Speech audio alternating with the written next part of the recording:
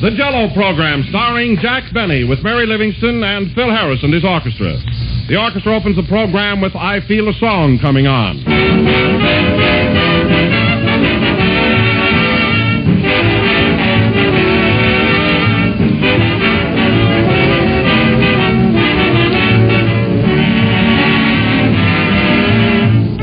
It's in the air around you. It's written in people's faces. It's anywhere and everywhere. The wonderful excitement that comes with Christmas week. Now, when spirits are high and appetites are keen, Jell-O is the perfect dessert for you to serve. For Jell-O's festive, shining colors, its delicious fresh fruit flavor are right in keeping with the gaiety of the season. So let Jell-O help you celebrate your holidays. Serve it in any one of its 6 delicious flavors. Flavors unusually rich because they come from fresh, ripe fruit. But just remember that there is only one Jell-O, and only Jell-O brings you that extra rich fruit flavor. So make no mistake. Insist on the real thing. Insist on genuine Jell-O.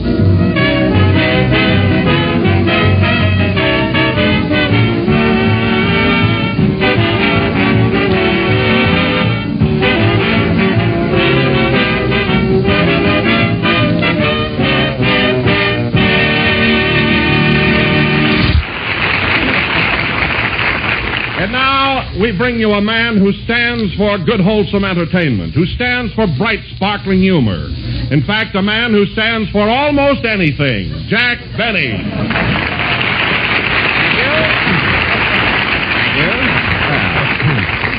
Hello again. This is Standing Jack Benny talking.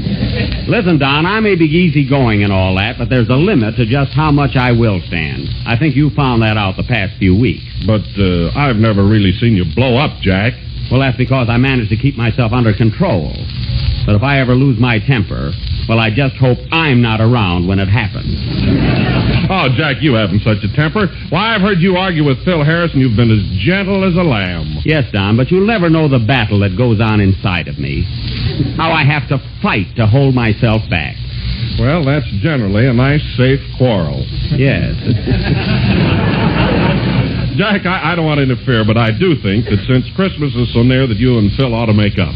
No, Don. The wound is too deep. You see, you only know me on the surface, but there are really 2 Jack Bennys. There's the patient, amiable, fun-loving fellow you see around the studio. And then there's that other me.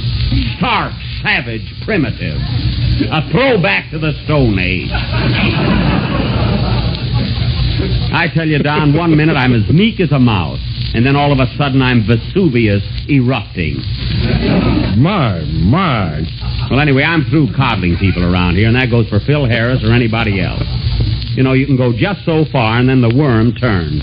You're right, Jack. I'll say I am. Hello, worm. Well, I haven't turned yet. You better watch your step, too, Mary. What I just said about Phil goes for everybody on this program. I'm not worried about you. I've got my own troubles. You know, I just had an awful fight with myself. You did? You may not know it, Jack, but there are 2 Mary Livingstons. Oh, there are? Yes. There's the quiet, home-loving me, who spends her time in the kitchen. I see. And then there's the other me, wild, reckless, with a yen for caviar and cheap jewelry.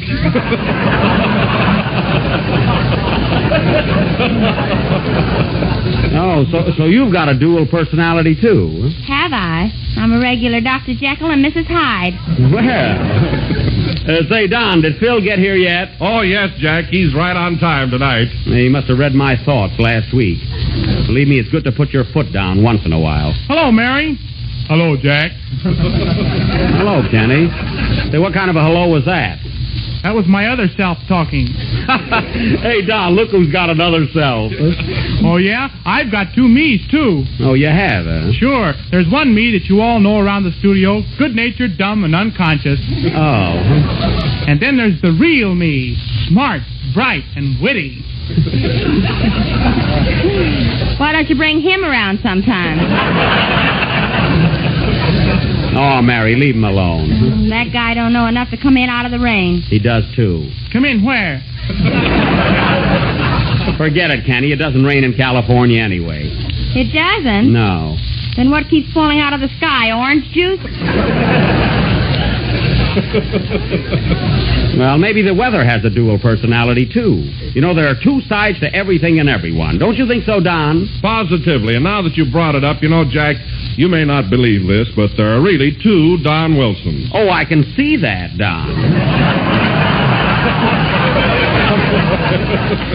But a little dieting will take care of that, you know. Oh, you're laughing at my expanse. No. I'm serious. But all kidding aside, I too have another self. Oh. There's the quiet, retiring me who just says, Jell-O is the fastest-selling gelatin dessert in the world, and every day millions of people eat it. I see. And then there's that other me that says that Jell-O has 6 delicious flavors: strawberry, raspberry, cherry, orange, lemon, and lime. Why, Don, you frighten me.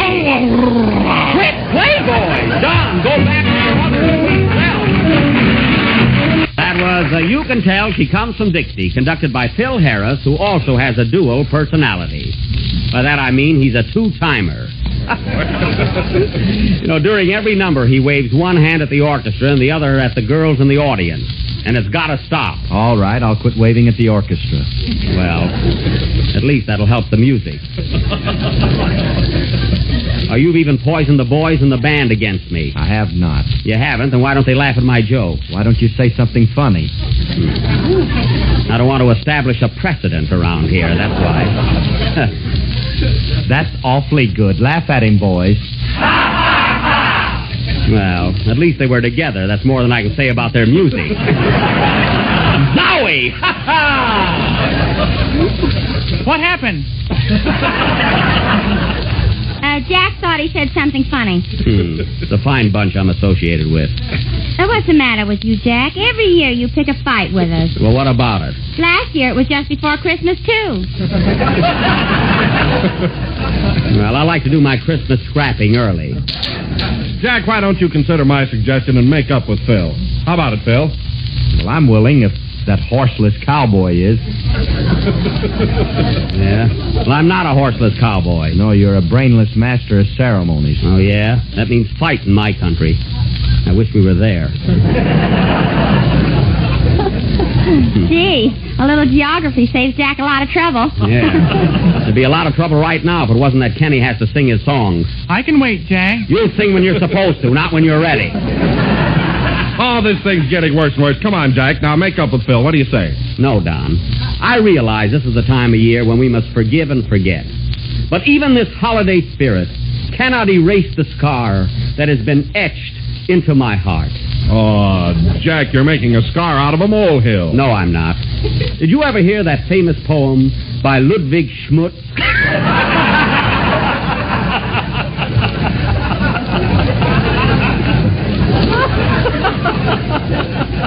Changed authors That tonight. poem called Bear It With a Grin? No. Well, it goes something like this. When your soul is torn asunder by some fellow's thoughtless blunder, and your trouble deep down under, bear it with a grin. When he makes your life so dreary, and your eyes with tears are bleary, and you're oh so gosh darn weary, ha ha, bear it with a grin. Manny. So if your false friend should forsake you, and a fool he tries to make you, point at him and say, you snake you, and... Say it with a groan. Thank you. Well, I guess you know how I feel about it now, Don. Sing, Kenny. And my poems are supposed to be bad.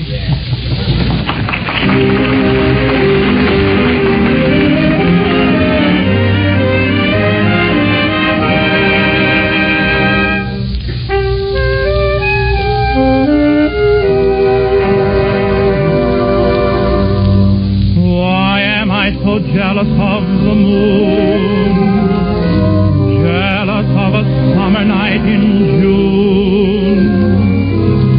Why can they remain beside my darling while I must leave so soon?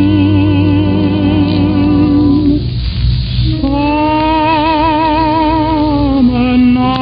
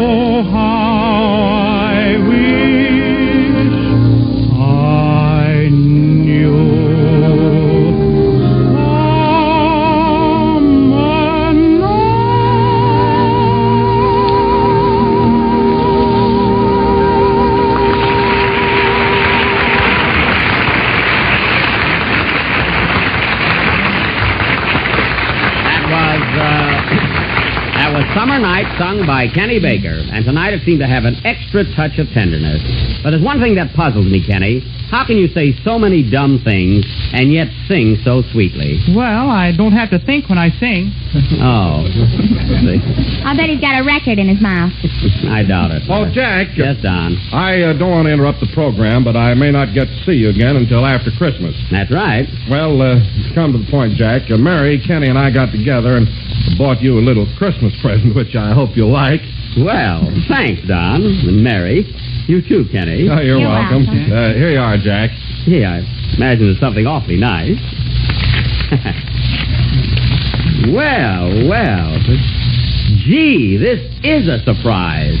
A gold button hook. Uh-huh. Say, that'll come in handy. Of course, I haven't worn button shoes in a long time, but if they ever come back, boy, I'll be all set. I'm glad you like it, Jack. It's a beautiful button hook. And gold, too. Yeah, and there's a toothpick on one end. Oh, there sure is. Well. If teeth ever come back, you'll be all set. Well, thanks, kids. I sure appreciate this. Gee, you must have gone back 20 years to get it. Oh, it wasn't any trouble, Jack. No, I imagine it wasn't. Now, gather around, everybody. It's my turn to play Santa Claus. I got a little surprise for most all of you. Here's a little gift for you, Kenny. A beautiful red silk necktie. Oh, thanks, Jack. Isn't it pretty? Gee. You know, this looks like the same tie I gave you last year. Well, it isn't. It's different. Yeah, it's got spots on it now. Quiet. He can have it cleaned. And, Don, here's a present for you. It's something I know you'll love. Gee, what is it? A box of genuine Jell-O. Oh, goody! Yeah, I knew You know, he'd love it. my wife's going to give me a sliced pineapple for Christmas, and they'll go swell together. Oh, they sure will. Oh, Jack, What? where's the present I'm going to exchange? Here, and don't be funny. Change. What is it? What is it? Can't you see? It's an earring. An earring? Yeah. One earring? Where's the other one? Well, there'll be other Christmases, won't there? This is a fine present. Now I'll be lopsided. Yeah. Put it on, Mary. That's a style now, anyway. One earring. Jack, didn't you forget somebody? Not anybody that didn't forget me. But to show you the difference in characters, come here, Mary. Here's a present for him. You give it to him. Okay. Here, Phil. Jack told me to give you this Christmas present. What is it? It's a curling iron. A curling iron? Yes. Thanks, only my hair is naturally curly. Well, if it ever straightens out, you'll be all set.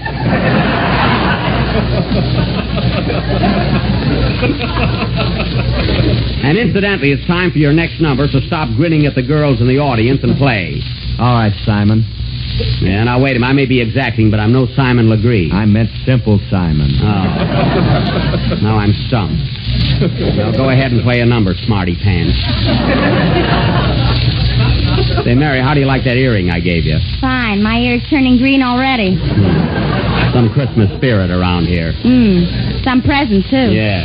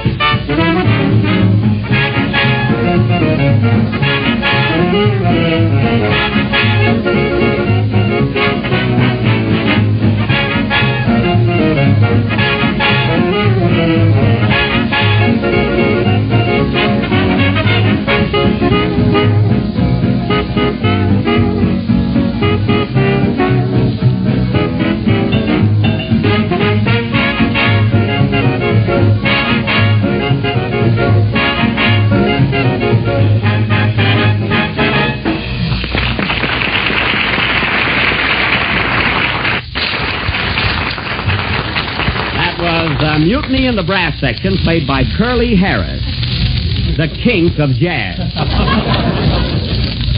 And incidentally, folks, not that I care, but evidently Mr. Harris has never heard that it's better to give than to receive.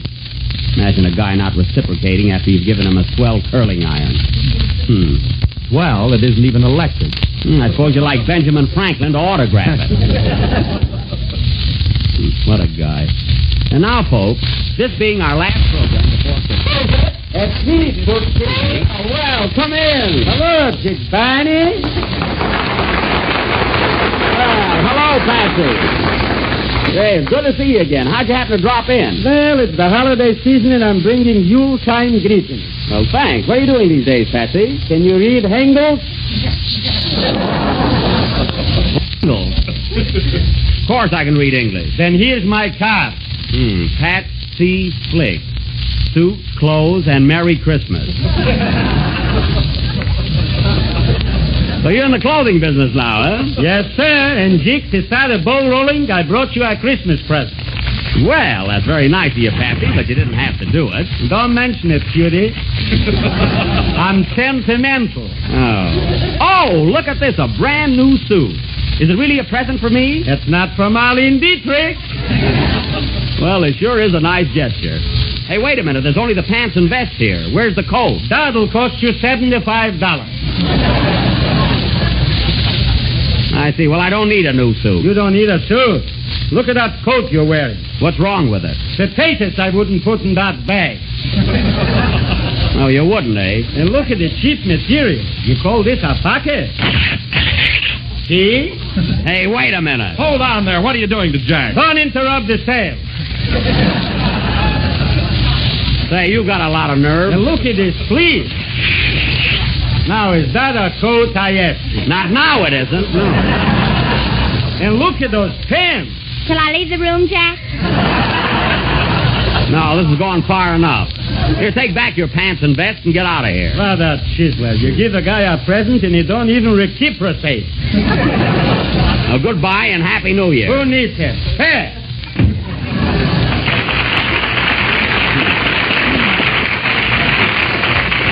Look at my coat all ripped and torn. I got a date with a doll right after the program. Now, what are you laughing at? If it's a rag doll, you're all set. And now, ladies and gentlemen, as I said before, this being our last program before Christmas, tonight we are going... What's that?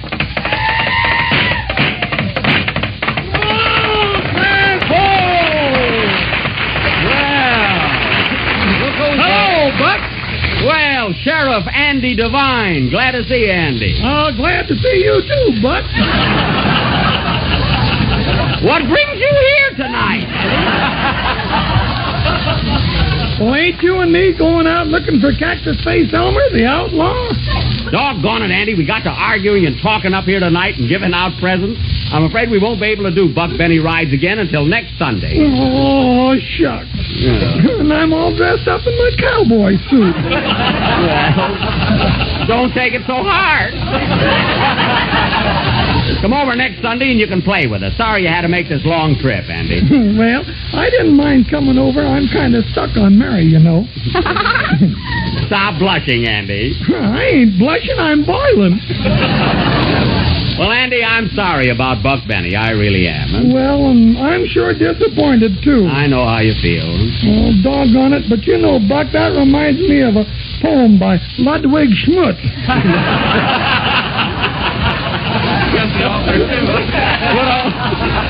Good old Schmutzy. Good old Schmutzy. By Ludwig, huh? Yes, sir, and it goes something like this. When you're just a buckaroo and Buck Benny you cannot do, don't feel bad and don't feel blue. Just bear it with a grin. Ah, those are real sentiments, Andy. Ludwig sure went to town on that one, huh? Well, so long, Buck. See you next week. So long, Andy. So long.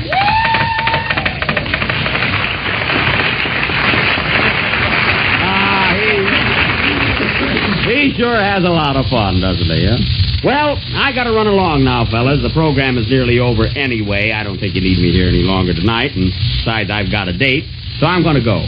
Goodbye, Mary. Goodbye, Jack, and a Merry Christmas. Same to you. So long, Don. Goodbye, Kenny. Merry Christmas, Jack. Same to you. Well, so long. Hey, Jack. Yeah. Merry Christmas to you. Same to you, Phil. Goodbye. Wait a minute, Jack. I want to talk to you. Well, hurry up. I've got a date. Listen, Jack, I think we've both been acting like a couple of kids. But I want to tell you one thing, and it comes right from my heart. I've been with you 12 weeks now, and I've enjoyed every minute of it. You wouldn't know it. Of course, sometimes you've tried to act hard-boiled, but deep down underneath, you're a regular guy. No, I am I? Well, I'm going. Wait a minute, Jack. Just to show you how I feel about you, here's a little Christmas present. Thanks. Well, why don't you open it? Oh, you open it. Probably some trick. Gee, I hope you like it, Jack. Oh, I already said thanks. Gee, look, fellas. Gosh, gee whiz. Oh, Jack, look. Why, it's the most beautiful watch I've ever seen. I've got a watch. And look at that platinum case and diamonds all around it. I thought so. If I wear that, somebody will hold me up and hit me over the head. Oh, gee, it's beautiful, Phil. it certainly is. Oh, Jack, that's really something. Gee, it is pretty, isn't it? Gee, platinum and diamonds all around it. Gee, thanks, Phil. You're welcome, Jack. Oh, boy, that is gorgeous, huh? Well, Phil, I hardly know what to say now. I feel so... Oh, I don't know. Oh, forget about it, Jack. Gee, I wish I'd have bought you an electric iron now. I think... Boy, I'll bet this must have set you back plenty, huh, Phil? Well, just don't fire me for about 2 years. Well, Phil, all I can say is I'm terribly sorry for everything that happened, and see if I can ever do anything for you. And if you ever want to know what time it is, don't hesitate to ask me. I don't value anything, Jack, as much as I do your friendship. Gee, I didn't know you felt that way. Gee, but all I can say is, well, thanks, Phil. Oh, you're welcome, Jack. Merry Christmas. Come on, fellas, come on, pull yourselves together. Ladies and gentlemen, I wish you could all be here to witness this touching display of friendship. In fact, I personally am so moved that I can hardly say that Jell-O is the most tempting gelatin to search the world. So just be sure to get the genuine Jell-O with the big red letters on the bottom.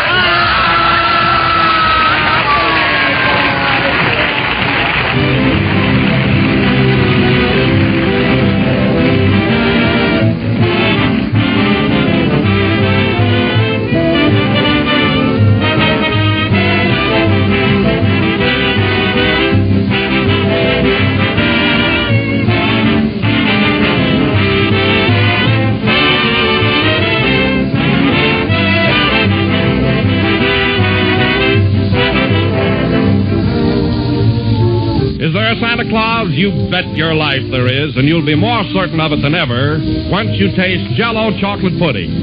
It's the best that comes your way since the old days when your grandmother made chocolate pudding. Smoother, creamier, more chocolatey with a grand homemade flavor.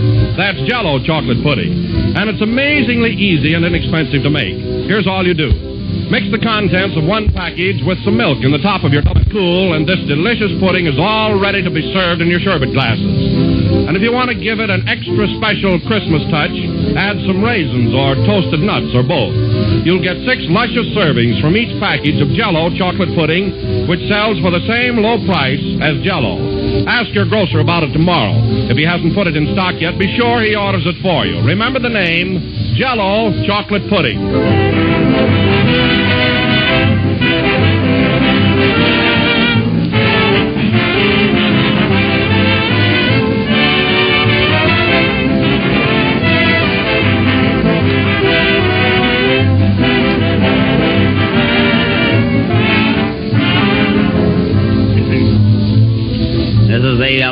number of the 12th program in the new Jell-O series. And we'll be with you again next Sunday night at the same time when you will hear our next installment of Buck Benny Rides Again. Well, fellas, I was going out on a party tonight, but I'd much rather be with a gang. Come on, let's all go out and make whoopee. Okay, we'll wait a day. How about you, Phil? Thanks, Jack, but I've already got a date tonight. Oh, bring her along. And if she's got a girlfriend, bring her along for me. She has, Jack, but her girlfriend isn't very pretty. Oh, I don't care. Phil Z, as long as I'm with you. And Phil don't care as long as he's with a girl. Good night, folks, and Merry Christmas. Jell.